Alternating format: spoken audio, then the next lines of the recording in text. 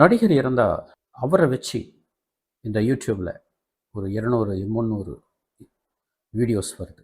ஒரு மனிதனுடைய தனிப்பட்ட வாழ்க்கையை விமர்சித்து அதை ப்ரூவ் பண்ணி ஒரு சென்சேஷனான ஒரு யூடியூப்பில் போட்டு அதை எல்லாரையும் பார்க்க வைக்கிறாங்க. இந்த வீடியோனுடைய பர்பஸே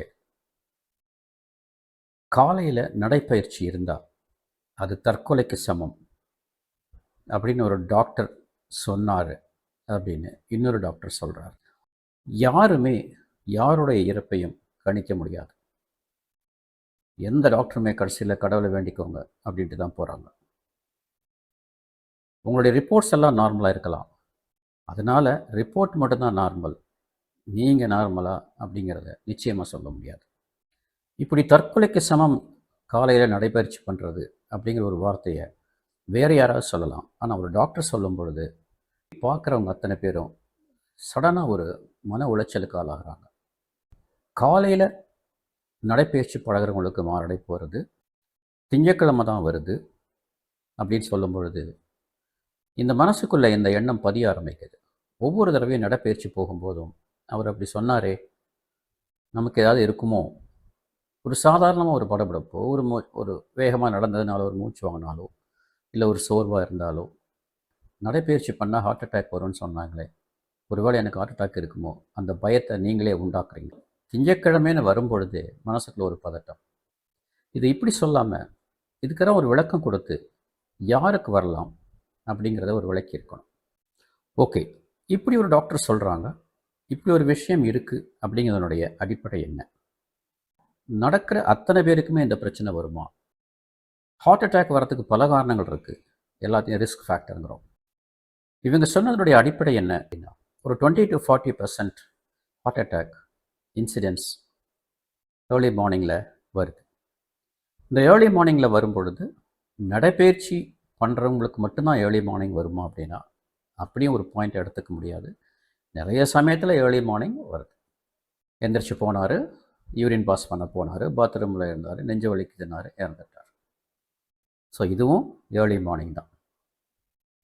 எதனால் இப்படி 20 to 40% பீப்புளுக்கு மார்னிங்கில் ஹார்ட் அட்டாக் வருது? ஒன்று. ரெண்டாவது, நடைப்பயிற்சி எந்த வகையில் இந்த ஹார்ட் அட்டாக் வரத்துக்கு ஒரு ட்ரிகரிங் ஃபேக்டர் அப்படி இருக்குன்னு பார்க்கணும். எல்லாருக்கும் இந்த மாதிரி ப்ராப்ளம் வராது. ஹார்ட் அட்டாக் வரத்துக்குண்டான சான்சஸ் இருக்கிறவங்க. அடுத்தது ரிஸ்க் ஃபேக்டர்ஸ்னு சொன்னேன். அதாவது இதெல்லாம் இருந்தால் இவங்களுக்கு ஹார்ட் அட்டாக் வரத்துக்கு சான்சஸ் இருக்குது அப்படிங்கிறது எல்லாமே ரிஸ்க் ஃபேக்டர்ஸ் தான். அந்த ரிஸ்க் ஃபேக்டர்ஸ் வரும்போது ஒன்று வயசு, ரெண்டாவது குடும்ப பாரம்பரியம், weight, blood pressure, cholesterol, diabetes, sugar, stress, smoking, இத்தனை ஃபேக்டர்ஸும் சேர்ந்து தான் ஒரு ஹார்ட் அட்டாக் வர்றதுக்கு காரணமாகும். இந்த விஷயங்களில் எத்தனை உங்களுக்கு இருக்கோ அந்த அளவுக்கு உங்களுக்கு ஹார்ட் அட்டாக் வர சான்சஸ் இருக்குது. இதில் எத்தனை உங்களுக்கு இருக்குதுன்னு பார்க்குறது ஒன்று. ரெண்டாவது, எந்த வகையில் இந்த ரிஸ்க் ஃபேக்டர்ஸை இந்த காலை நடைப்பயிற்சி அதிகப்படுத்தும் அப்படிங்கிறத பொறுத்து இந்த நடைப்பயிற்சிக்கும் இந்த ரிஸ்க் ஃபேக்டர்ஸுக்கும் என்ன சம்பந்தம்.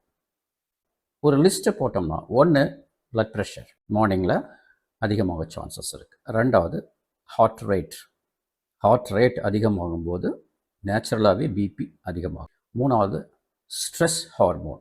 நாலாவது பிளட் உறையிறதுக்கு உண்டான பாசிபிலிட்டிஸ் அதிகமாகுது. ஹார்ட் எல்லா உறுப்புகளுக்கும் பிளட் சப்ளை பண்ணுது. அதுக்குன்னு ஒரு பிளட் சப்ளை பண்ணக்கூடியது தான் கொரோனரி ஆர்டரிஸ் அப்படிங்கிறது. இந்த ஆர்டரிஸ் சுருங்கிறதுக்கு சான்சஸ் இருக்குது. காலையில் எந்திரிச்ச உடனேயே நம்மளுடைய டிமாண்ட் அதிகமாகுது.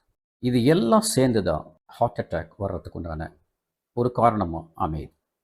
இது எல்லாமே இயற்கையாக நார்மலாக எல்லாருக்கும் நடக்கக்கூடிய விஷயங்கள்.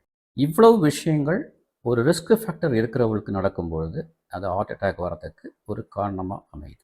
அந்த சமயத்தில் இந்த ஃபேக்டர்ஸ் எல்லாம் சேர்ந்து அவருடைய வயசு, அவருக்கு முன்னாடி என்னென்ன பிரச்சனைகள் இருக்கோ அதையெல்லாம் ஒன்றா சேர்ந்து ஒரு அட்டாக் வர்றதுக்கு சான்சஸ் அதிகமாக இருக்குது. அவ்வளோதான்.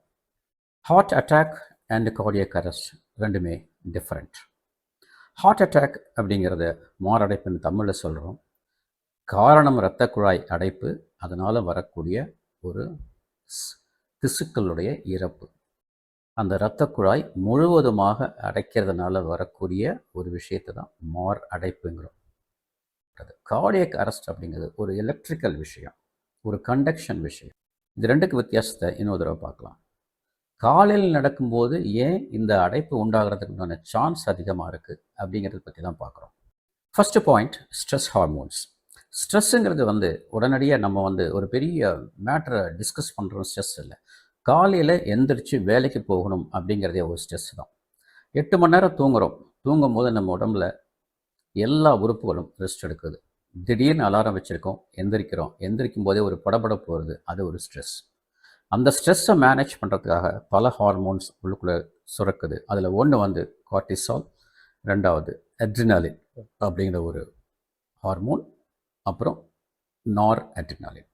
இந்த 3 ஹார்மோனை எதுக்கு உண்டாகுது அப்படின்னா, காலையில் எந்திரிச்ச உடனேயே நமக்கு அதிகமான எனர்ஜி தேவைப்படுது.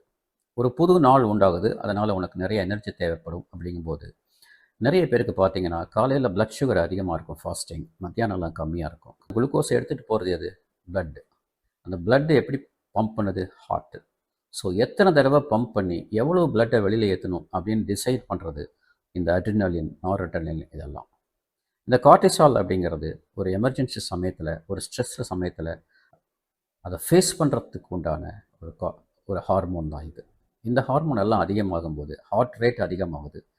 ஹார்ட் ரேட் அதிகமாகும்போது பிளட் ப்ரெஷர் அதிகமாகுது. பிளட் ப்ரெஷர் அதிகமாகும்போது இந்த ஹார்ட் அந்த ப்ரெஷருக்கு எகெயின்ஸ்டாக வேலை செஞ்சு பிளட்டை வெளியில் தள்ளணும்னு நினைக்கும்போது நேச்சுரலாக அந்த ஹார்ட் கஷ்டப்பட ஆரம்பிக்கும். ஹார்ட்டுக்கு சப்ளை பண்ணக்கூடிய இரத்த குழாய்கள் ஓப்பனாக இருக்கணும், விரிஞ்சு கொடுக்கணும். நிறைய பிளட்டு ஹார்ட்டுக்கு தேவைப்படுது, அப்போ தான் அது மற்ற இடங்களுக்கு அதிகமாக பிளட் அனுப்பலாம். ஹார்ட்டுக்கு சப்ளை பண்ணக்கூடிய அந்த இரத்த குழாய்களில் ஒரு அடைப்போ இல்லை சுருக்கமோ இருந்ததுன்னா நிச்சயமாக அது விரியிற தன்மை போயிடுது. அடுத்தது பிளட் ப்ரெஷர். தூங்கிட்டு இருக்கும்போது ஒருத்தருடைய பிளட் ப்ரெஷர் பார்த்தோம்னா ரொம்பவே கம்மியாக இருக்கும். ஒரு பிளட் ப்ரெஷரை டிட்டர்மின் பண்ணுற 2 முக்கியமான விஷயங்கள், ஒன்று ஹார்ட் ரேட்டு, ரெண்டாவது அந்த அவுட்புட், ஹார்ட்லேருந்து வெளியில் வரக்கூடிய வால்யூம் ஆஃப் பிளட். சாதாரணமாக ஒருத்தருக்கு 70, 80 ஹார்ட் ரேட் இருக்குது, அதான் பல்ஸ் ரேட் இருக்குது அப்படின்னா ஒரு நிமிஷத்தில், தூங்கும்போது அவருக்கு 50, 60 தான் இருக்கும். வெளியில் வர பிளட்டினுடைய குவான்டிட்டியும் கம்மியாகும், ரேட்டும் கம்மியாகுது, வெளியில் வர ரத்தமும் கம்மியாகுது குவான்டிட்டி. அப்படிங்கும்போது பிபி கம்மியாக இருக்கும். தூங்கிட்டு இருக்கும்போது சடனாக எந்திரிச்ச உடனேயே அந்த ஹார்ட் ரேட் அதிகமாகுது, ஹார்ட் நிறைய பம்ப் பண்ண ஆரம்பிக்குது பிளட்டை. இது ரெண்டும் வெளியில் வரும்போது பிபி அதிகமாகுது. ஆல்ரெடி பிபி இருக்கிற ஒருத்தர் அன்றைக்கி காலையில் பிபி மாத்திரை எடுக்காமல் இருப்பார், வெறும் வயிற்றில் இருப்பார், ஏன்னா வாக்கிங் போகணுன்னு பார்ப்பார். இந்த சமயத்தில் இயற்கையாகவே பிபி ஏறுது, நீங்கள் மாத்திரையும் எடுக்கலை, அதே சமயத்தில் வாக்கிங்கும் போகிறீங்க, இப்போ என்ன ஆகும்? நல்லாவே பிபி ஏறும். அப்போ ஹார்ட்டு கஷ்டப்பட ஆரம்பிக்கும். இந்த மாதிரி கஷ்டப்படும்போது இரத்த குழாயில் அடைஞ்சி, கொலஸ்ட்ரால் அடைஞ்சி ஒரு பிளேக் அப்படின்னு சொல்கிறோம். அந்த பிளேக்குங்கிறது என்ன அப்படின்னா, ஒரு இரத்த குழாயில் கொலஸ்ட்ரால் பார்ட்டிகிள்ஸ் ஒன்று மேலே ஒன்று படிஞ்சு அது மேலே ஒரு தின்னான ஒரு லேயர் மட்டும் இருக்கும். இந்த சமயத்தில் என்ன ஆகுனா, இந்த ஹார்ட் வேகமாக பம்ப் பண்ணுறதுனால, ப்ரெஷர் அதிகமாகறதுனால இந்த பர்டிகுலர் பிளேக் உடைய சான்ஸ் இருக்குது. அது உடஞ்சிது அப்படின்னா நம்ம பாடி அது ஏதோ ஒரு காயம்னு நினச்சிக்கிட்டு அந்த இடத்துல பிளட்டெல்லாம் வெளியில் வராமல் இருக்கணுங்கிறதுக்காக திடீர்னு அந்த இடத்துக்கு ரத்தத்தை உறைய வைக்கிறதுக்கு உண்டான மெக்கானிசம் ஸ்டார்ட் ஆகிடும். அப்போது இந்த இடத்துல ரத்தம் உறைஞ்சிது அப்படின்னா அதுதான் ஒரு ஸ்டார்டிங் பாயிண்ட். ஹார்ட் ரேட்டை பற்றி சொன்ன மூணாவது, ஹார்ட் ரேட் நார்மலாக நமக்கு 70 to 80 இருக்கலாம். பட் தூங்கும்போது நான் சொன்ன மாதிரி 50 to 60 கூட வரலாம். வேலை செஞ்சு பழகாதவங்களுக்கு ரெஸ்டிங் ஹார்ட் ரேட்டே அதிகமாக இருக்கும். அப்போது ஒரு செடென்டரி ஒர்க்கர் அவங்களுக்கு ஹார்ட் ரேட் இயற்கையாகவே கொஞ்சம் அதிகமாக இருக்கும், 90 இருக்கும். அப்போது சின்னதாக ஒரு வாக்கிங் போகணும் அவங்க நினைக்கும் பொழுது இது 100, 120 போக ஆரம்பிக்கும். ஒரு சாதாரண வாக்கிங் போகும்போது ஒரு எக்ஸசைஸ் எவ்வளோ பண்ணலாம் அப்படின்னா, நம்மளுடைய ஆரம்பிக்கும் போது எவ்வளவு பல்ஸ் ரேட், அதாவது ஹார்ட் ரேட் இருக்கோ அதை கவுண்ட் பண்ணிக்கிறோம். நம்ம நடந்துக்கிட்டே இருக்கோம், அதாவது நடக்கும்போது நம்மளால் பேசிக்கிட்டே நடக்க முடியணும். அது ஒரு மாடரேட்டான ஒரு எக்ஸசைஸ். நம்மளுடைய பல்ஸ் ரேட் ஒரு அரவுண்ட் ஒரு 30 மட்டும் அதிகமாகலாம். அந்த மாதிரி ஒரு வாக்கிங் போகும்போது இந்த வாக்கிங் இயற்கையாக எல்லோரும் பண்ணக்கூடிய ஒரு வாக்கிங், இதனால் ஒன்றும் ப்ராப்ளம் வராது. பட் ரெஸ்டிங் ஹார்ட் ரேட் அதிகமாக இருக்குது. அதே சமயத்தில் இவருக்கு மற்ற ரிஸ்க் ஃபேக்டர்ஸ்லாம் இருக்குதுன்னு வச்சுக்கோங்களேன். பிபி இருக்குது, கொலஸ்ட்ரால் இருக்குது, சுகர் இருக்குது, ஸ்ட்ரெஸ் இருக்குது, இவர் ஒரு ஸ்மோக்கர். இதெல்லாம் இருக்கும் பொழுது, இதெல்லாம் ஒன்றா சேரும் பொழுது இந்த ஹார்ட் ரேட்டே ஒரு பெரிய பேர்டன் ஆகி இந்த அட்டாக் வரதுக்கு சான்சஸ் இருக்குது. அடுத்தது, இயற்கையாகவே நம்ம உடம்புக்குள்ளே அப்பப்போ ஒரு சின்ன சின்ன இரத்த கிளாட், அதாவது ரத்தம் உறைஞ்சி போகிறது நடக்கும். அதை நம்ம பாடிக்குள்ளேயே அந்த இரத்த கட்டியை கரைக்கிறதுக்கு உண்டான பவரும் இருக்குது. இந்த ஏர்லி மார்னிங்கில் என்ன நடக்கும் அப்படின்னா, ரத்தம் உறையறதுக்கு உண்டான சான்சஸ் அதிகமாக இருக்குது. அதாவது அந்த கேரக்டர் அதிகமாக இருக்குது. ஏன் அப்படின்னா, பிளேட்லெட்னு உங்களுக்கு தெரியும். இதுதான் ஒரு ரத்தம் உறையறதுக்கு அடிப்படையான ஒரு காரணம். இதுதான் ஆரம்பித்து வைக்குது ஒரு ரத்தம் உறையிறத. அந்த பிளேட்லெட்டோடைய ஆக்டிவிட்டீஸ் காலையில் அதிகமாக இருக்கும். ரெண்டாவது, இந்த கிளாட்டை உண்டாகிறதுக்கு உண்டான சில ப்ரோட்டீன்ஸ் அதெல்லாம் கொஞ்சம் அதிகமாக வேலை செய்கிற டைமே காலையில் தான். அடுத்தது, இப்படி சின்ன ஒரு கிளாட் உண்டானா அதை கரைய வைக்கக்கூடிய அந்த சக்தி குறைஞ்சிருக்கும். ஸோ ஒரு சின்னதாக ஒரு கிளாட் ஃபார்ம் ஆகுது அப்படின்னா, அது ஒரு இடத்துல ஒட்டி இருக்குது அப்படின்னா, ஒரு இடத்துல சின்னதாக அடைச்சிருக்கு அப்படின்னா, அதை கரைச்சி விடக்கூடிய தன்மை குறையும் பொழுது அந்த ரத்தம் உறைஞ்ச இடத்துலையே மறுபடியும் அந்த பிளேட்லெட்ஸ்லாம் வந்து சேர்ந்து இன்னும் கொஞ்சம் ஒரு பெரிய கிளாட்டாக உண்டாக சான்சஸ் இருக்குது. இந்த கிளாட் உண்டாக சான்ஸ் அதிகமாக இருக்குது. அதை கரைக்கிற தன்மை குறைஞ்சிருது. இதே சமயத்தில் ஹார்ட் ரேட் அதிகமாகுது. ஆல்ரெடி தடித்து போய் திக்காகி வயசுனாலையும் கொலஸ்ட்ரால்னாலையும் அதனுடைய அளவு சுருங்கி இருக்குது. இப்போது இன்னும் கொஞ்சம் எக்ஸ்ட்ராவாக சுருங்க ஆரம்பிக்குது. இப்போ நேச்சுரலாகவே இரத்த ஓட்டம் தடைப்படுறதுக்கும் காரணமாக இருக்குது. ரெண்டாவது, அதனுடைய விட்டம் டயாமீட்டர் கம்மியாகிறதுனால டோட்டலாகவே ஒரு சின்ன இரத்த கட்டி கூட இந்த இடத்த அடைக்கிறதுக்கு சான்சஸ் இருக்குது, அட்டாக் வரத்துக்கு சான்சஸ் இருக்குது. ஸோ இத்தனை ஃபேக்டர்ஸும் காலையில் தூங்கி எந்திரிச்ச உடனே ஆக்டிவேட் ஆகுது. அப்போது ஒரு ஹார்ட் அட்டாக் வரத்துக்கு உண்டான என்னென்ன ஃபேக்டர்ஸ் இருக்கோ அத்தனை ஃபேக்டர்ஸும் நமக்கு எதிராக வேலை செஞ்சிட்ருக்குது தூங்கி எந்திரிக்கும் பொழுது. இது சாதாரணமாக இருக்கிற மனுஷங்களுக்கு வேறு, எப்போவுமே டென்ஸாக இருக்கவங்களுக்கும், நைட்டு சரியாக தூங்காமல் இருக்கவங்களுக்கும், படபடப்பாக இருக்கிறவங்களுக்கும், வேகமாக இதை முடிக்கணும்னு நினைக்கிறவங்களுக்கும், காலையில் எந்திரிச்ச உடனே மனத்தில் ஒரு கஷ்டத்தோடு எந்திரிக்கிறவங்க, இவங்க எல்லாருக்கும் இந்த அட்டாக் வரத்துக்கு சான்சஸ் ரொம்பவே அதிகமாக இருக்குது. அதை விட முக்கியம், எல்லோரும் எம்டி ஸ்டொமக்கில் வாக் போகணும்னு நினைப்பாங்க, ஏர்லி மார்னிங் வாக் போகணும்னு நினைப்பாங்க. அப்படி பண்ணும்பொழுது ஏர்லி மார்னிங்கில் டெம்பரேச்சர் கம்மியாக இருக்கும், குளிரோடு இருக்கும். இந்த குளிர் இருக்கும்போது இரத்த குழாயெல்லாம் சுருங்கி இருக்கும். அதனால தான் நம்ம கையெல்லாம் சில்லுன்னு இருக்குது குளிரில். இந்த மாதிரி சமயத்தில் ஹார்ட்டுக்கு சப்ளை பண்ணக்கூடிய இரத்த குழாயும் சுருங்குது. அந்த மாதிரி ஹில் ஸ்டேஷனில் இருக்கிறவங்களுக்கு இயற்கையாகவே அந்த ஆக்சிஜனுடைய அளவு கம்மியாக இருக்கும். மலை மேலே போகும்போது மலை பிரதேசங்களில் அதை காம்பன்சேட் பண்ணுறதுக்காக ஹார்ட் எக்ஸ்ட்ராவாக ஒர்க் பண்ண வேண்டி வரும். பட் அந்த சமயத்தில் குளிர்னால இந்த இரத்த குழாய்கள்லாம் சுருங்கி இருக்கும். ஸோ 2-3 விஷயங்கள்னால ஆல்ரெடி அவருக்கு வேறு ஏதாவது ப்ராப்ளம் இருக்கும். இது எல்லாம் சேரும் பொழுது மலை பிரதேசத்துக்கு, அதனால தான் சில பேர் சொல்லுவாங்க, ஹார்ட் ப்ராப்ளம் இருக்கிறவங்க முடிஞ்ச வரைக்கும் மலை பிரதேசத்துக்கு வர வேண்டாம் அப்படின்னு கூட சொல்லுவாங்க. அடுத்த பாயிண்ட், இவங்க எல்லாருமே மாத்திரை சாப்பிட்ருப்பாங்க. சுகரு, பிபி, கொலஸ்ட்ரால், ஹார்ட்டுக்கு, ஸ்ட்ரெஸ்ஸுக்கு என்னென்னமோ மாத்திரை சாப்பிட்ருப்பாங்க. இந்த மாத்திரைகள் எதையுமே எடுத்துக்காமல் எம்டி ஸ்டமக்கோட காலையில் கிளம்புவாங்க. ஸோ யாருக்கெல்லாம் அந்த பிரச்சனை அதிகமாக வர சான்சஸ் இருக்குது? ஒன்று, பிளட் ப்ரெஷர் இருக்கிறவங்க. ரெண்டாவது, டயபெட்டிஸ். மூணாவது, ஸ்மோக். கொலஸ்ட்ரால், எஸ்பெஷலி அந்த எல்டிஎல் கொலஸ்ட்ரால்.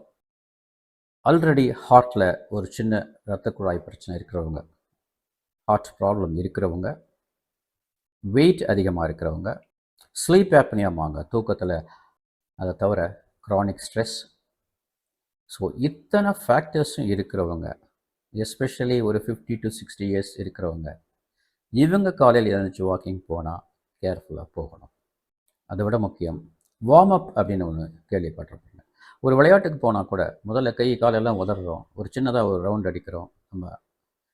நம்மளுடைய பாடியை ஓரளவுக்கு மசில்ஸ்லாம் சுருங்கி விரியறதுக்கும் நம்ம ஹார்ட் ரேட் சடனாக இன்க்ரீஸ் ஆகாமல் இருக்கிறதுக்கும் ஒரு வார்ம் அப் அப்படின்னு பண்ணிக்கிறோம். அதுக்கப்புறம் நான் நம்ம மெயினான வேலையே போகிறோம், இல்லை விளையாட்டுக்கே போகிறோம். இவங்க தூங்கி எந்திரிச்சு பல்ல விளக்கி சடனாக டைம் ஆச்சுன்னு கிளம்பும்பொழுது என்ன ஆகுதுன்னா, அந்த உடம்பை வார்ம் அப் பண்ணாமலேயே ஒரு எக்ஸசைஸ் பண்ணுற மாதிரியும், வார்ம் அப் பண்ணாமல் ஒரு விளையாட்டை விளையாட ஆரம்பிக்கும் பொழுதும் நிச்சயமாக ஈஸியாக டயர்ட் ஆயிடுவாங்க. ரத்த ஓட்டம் சடனாக அந்த ஹார்ட் அதிகப்படுத்தி கொடுக்கணும், அந்த கோப்பப் பண்ண முடியாது. அப்போ என்ன பண்ணணும்? வீட்டிலேயே வாக்கிங் போகிறதுக்கு முன்னாடி ஒரு மூச்சு பயிற்சி பண்ணலாம். அந்த மூச்சு பயிற்சி பண்ணும்பொழுதே உங்களுக்கு ஹார்ட்டையும் உங்கள் லங்ஸையும் உங்கள் கண்ட்ரோலுக்கு கொண்டு வர்றீங்க. ரெண்டாவது, வீட்டுக்குள்ளேயே ஒரு சின்னதாக ஒரு வாக் போகலாம். அந்த மாதிரி பண்ணும்பொழுது அந்த மசில்ஸ் சுருங்கி விரியறத பழக்கப்படுத்திடுறீங்க. இப்போ அந்த ஹார்ட்டு கொஞ்சம் கொஞ்சமாக அதுக்கு லோடு கொடுக்குறீங்க.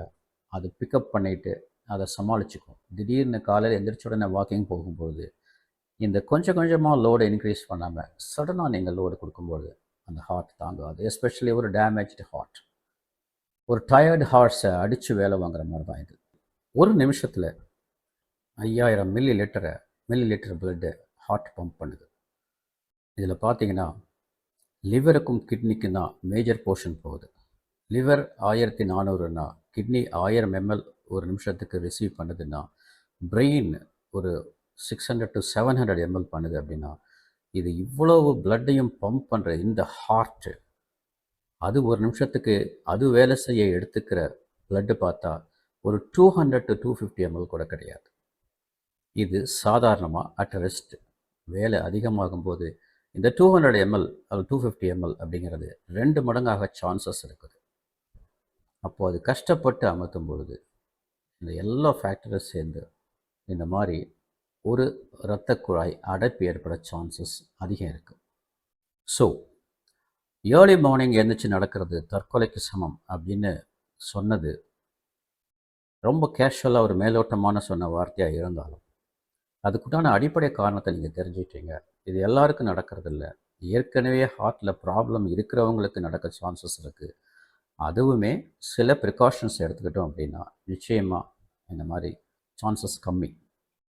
திங்கக்கிழமை ஏன் வருது அப்படின்னா, ஞாயிற்றுக்கிழமை ஹாலிடே, மனசு ஃப்ரீயாக இருக்குது, எது ஸ்ட்ரெஸ்ஸும் கிடையாது, எந்த டார்கெட்டும் கிடையாது, நல்லா தூங்குகிறோம், நல்லா சாப்பிட்றோம், எல்லாம் இது பண்ணுறோம்.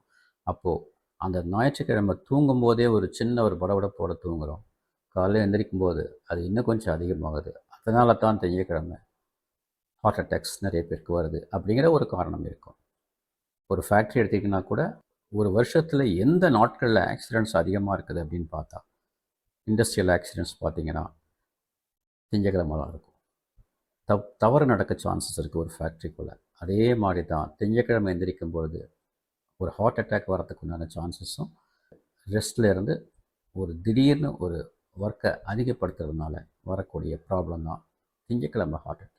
இந்த வீடியோவில் ஓரளவுக்கு உங்களுக்கு ஒரு கிளாரிட்டி கிடச்சிருக்குன்னு நினைக்கிறோம். ஸோ நான் சொன்ன மாதிரி ஹார்ட் அட்டாக் அப்படிங்கிறது இரத்த குழாய் சம்மந்தப்பட்டது. கார்டியாக் அரெஸ்ட் அப்படிங்கிறது எலக்ட்ரிக்கல் இம்பல்ஸ் சம்மந்தப்பட்டது. ஹார்ட் அட்டாக்குங்கிறது ஹார்ட்டுக்கு சப்ளை பண்ணக்கூடிய இரத்த குழாய் அடைப்பு உண்டாகிறது.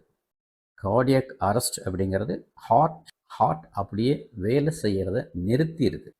இதை பற்றி டீட்டெயிலாக இன்னொரு வீடியோவில் பார்க்கலாம். நான் டாக்டர் பாலசுப்ரமணியன். தேங்க்யூ.